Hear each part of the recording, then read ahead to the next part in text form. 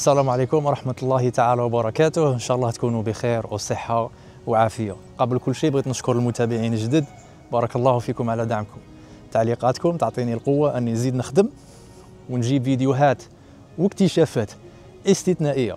العائلة راهي تكبر ومسؤوليتي زادت كبرت معها، لازم نكون في حسن ظنكم. اليوم راني في بلجيكا وبالضبط في قرية اسمها دول تابعة لمدينة أنتفاربن في أقصى شمال البلاد. توكلت على الله ودرت تقريبا 4 ساعات باش وصلت من لوكسمبورغ لهنا. علاش كاع هاد العذاب والغبينة؟ لأنه وببساطة بحثت ولقيت أنه ما فيش جزائري واحد حكى لكم قصة هاد القرية، واليوم راني هنا باش نحكي لكم تفاصيلها. هاد القرية يعيطوا لها بمدينة الأشباح، The Ghost Town، معروفة هنا في شمال بلجيكا.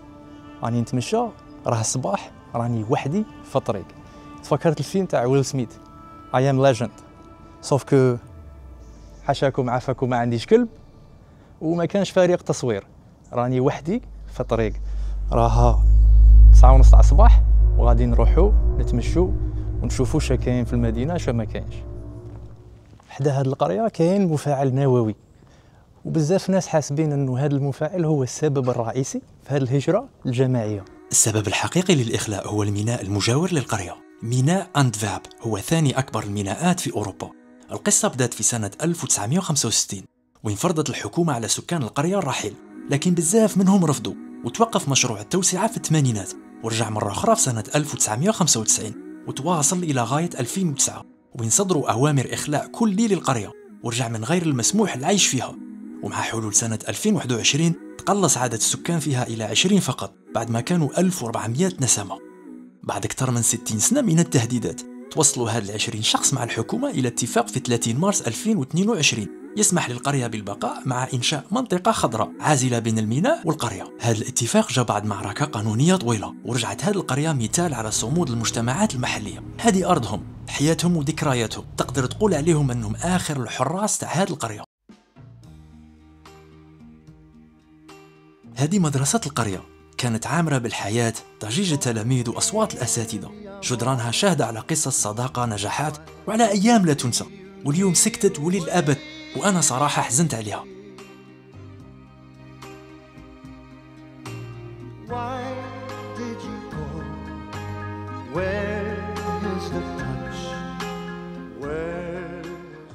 القرية هذه خاوية وما فيها حتى واحد، مي آمنة، وحتى لي كاميرا تاع لابوليس كاينين. تما كي تجي تتمشى هنايا ما تقعدش موسوس، ما تقعدش خايف، ومره على مره راهي تفوت هكا لوطو من بعيد ولا فات عليا واحد مع كلب تاعه. ممكن هذوك 20 اللي مازال عايشين في هذه القريه. المطلوب من الناس اللي يجوا لهذه القريه انه يحترموا ال20 شخص اللي مازالهم قاعدين هنا، ما تصورش ديارهم، ما تروحش ديرونجيهم. دونك احترام الخصوصيه تاع الناس امر واجب. هذه القريه تعرضت لفونداليزم كبير، كان يجوا هنا في الليل صحاب تكنو يبغوا يديروا الحفلات تاعهم ويسبوا ازعاج ل20 شخص اللي عايش في القريه، وكان تجي لابوليس وتخوي عليهم تحاوسهم. كاين ناس دي سكواتور جاو ظلموا في ديار الناس، كسروا البيبان وبغاو يسكنوا وخرجوهم بالقانون. معظم البيوت عليها حديد، بلعينها بالحديد، هذه معناتها صاحب البيت موجود، شا ولا رحل ما راش هنا، ولكن هذا يبقى ممتلك عقاري تاعه، دونك ما عندكش الحق تدخل فيه. كاين الناس اللي كانوا يجوا كتحدي يشوفوا اسكو كاين جنون ولا ما كانش جنون، راكم تعرفوا العقليه تاع القور. وانا صراحه ما سمعتش اي قصص لا في اليوتيوب ولا في الواقع على انه هذه المدينه مسكونه ولا فيها جنون ولا ما فيهاش.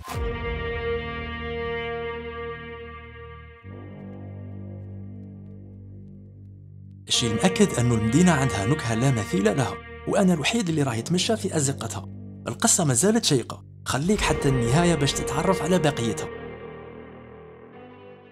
البلاصه هذه خوتي اكسبيريونس وحدها، تعطيك واحد السونتيمون تاع ابوكاليبس، تحس روحك راك في العالم وحدك. البلاصه هذه راهي تبان تخوف. عاد شو ندخلوا،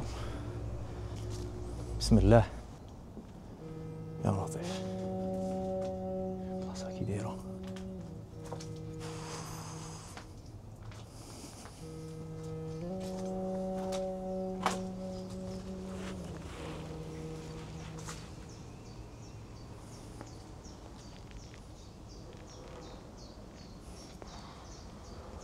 مع الوقت تحولت هذه القريه الى معرض مفتوح. هذه الرسومات اللي راهم في الحيط كاينين في كاع جدران القريه بدون استثناء. كاين اللي يشوفها خراب وفونداليزم، وكاين اللي يشوفها فن ويعتبر هذه البلاصه متحف مفتوح. كاين بزاف رسامين معروفين فاتوا من هنا وخلاو اثر ليهم، كرسام روا البلجيكي، جون كيس الامريكي، ولا ساس 53 من هولندا. هادو 3 رسامين معروفين، وفي 3 جاوا لهذه القريه بغرض يرسم، يخلي ان طاق في الحيط لا سيناتور تاعه.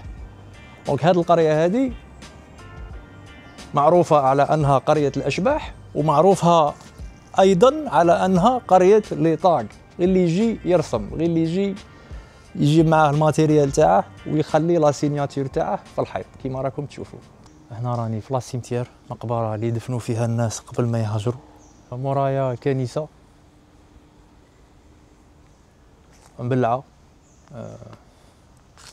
قبور هنا نصهم كاع مكسرين، مي احتراما للاموات بغض النظر عن الديانه خوتي. ما بغيتش نصور ونخرج.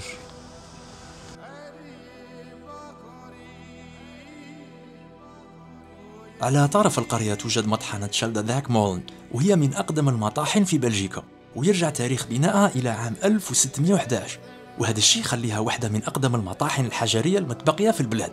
كان الغرض منها في البداية طحن الحبوب، ثم طوروها واستخدموها كمضخة بومبا، ومن بعد تحولت إلى معلم تاريخي وثقافي هام للقرية والمنطقة ككل.